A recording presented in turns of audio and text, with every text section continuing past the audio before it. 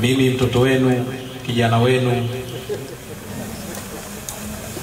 niliteuliwa kuja wilaya ya Bagamoyo kuhudumu mwezi wa 5 nikitokea Tanga,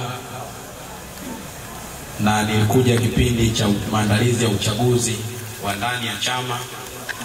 Lakini nashukuru wote tuliungana pamoja na kuhakikisha tumeisogeza gurudumu hili mpaka hapa tulipofika. Na leo tumemwombea rais wetu ili tarehe 28 ya mwezi wa 9 atakapopita kuongea na sisi katika mkoa wetu, lakini katika wilaya yetu ya Bagamoyo, basi apite kwa amani na salama, na safari yake iwe ya heri, ili aweze kusema yale ambayo anapaswa kusema katika wilaya yetu. Na kwa sababu sisi ndio wawakilishi wake Mheshimiwa Rais kwa niaba ya chama, basi niwashukuru wote kwa dua kubwa mlioipiga hapa kwa ajili yake, lakini kumwombea pia kwa safari aliyokuwa nayo. Najua kwenye safari yake ya kuongea na sisi na kuomba kula, anapanda magari, lakini anatumia usafiri wa anga. Basi kwa dua ambayo shehe wetu Lamia umeongoza, basi naamini mbio hizo anazopita katika mikoa yote atapita salama.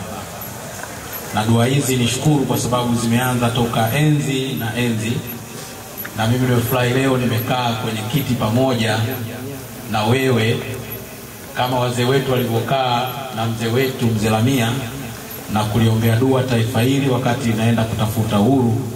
Basi na mimi nitakuwa nimeingia kwenye kitabu cha historia hiyo ya leo, siku ya leo, kuyafuata yale mazuri ambayo walifanya wazee wetu katika mkoa wetu, lakini kwa wilaya yetu ya Bagamoyo. Kwa niaba ya viongozi wote, kamati ya siasa na viongozi wa ngazi za kata na matawi, niwashukuru mashehe wetu wote kwa kuhudhuria, lakini na kuombea dua taifa letu na chama chetu cha Mapinduzi. Ama hakika rais wetu akisikia haya tuliyoyafanya siku ya leo, basi atakuwa ni mtu mwenye kufarijika na kuona thamani ya sisi tukusanyika hapa kwa ajili ya dua kubwa tuliyoifanya kwa ajili ya nchi yetu, lakini kumwombea yeye na viongozi wetu, mbunge wetu CPS Bilamgaru na madiwani wote tuliokusanyika hapa. Basi ama hakika leo tumeondoka na kitu cha tofauti, na tutakuwa watu wenye nguvu na moyo katika kutekeleza ilani ya Chama cha Mapinduzi ambayo ni mkataba baina yetu Chama cha Mapinduzi na wananchi katika kuwaletea maendeleo. Na niseme tu kwa kumalizia kwa ilani ya Chama cha Mapinduzi, kwa mambo yaliyokusanyika mule ndani yaliyoelezwa ya maendeleo yanatugusa sisi sote, wa dini zote, wakina mama na kina baba. Ilani ile inatugusa, na tuliowakabidhi ni hawa ambao tumewaombea dua leo.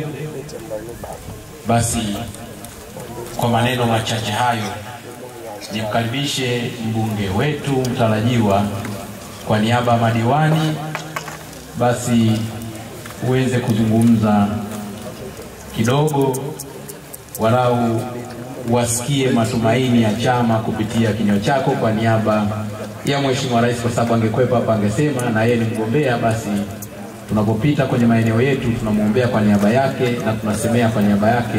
Nikukaribishe sana, karibu sana.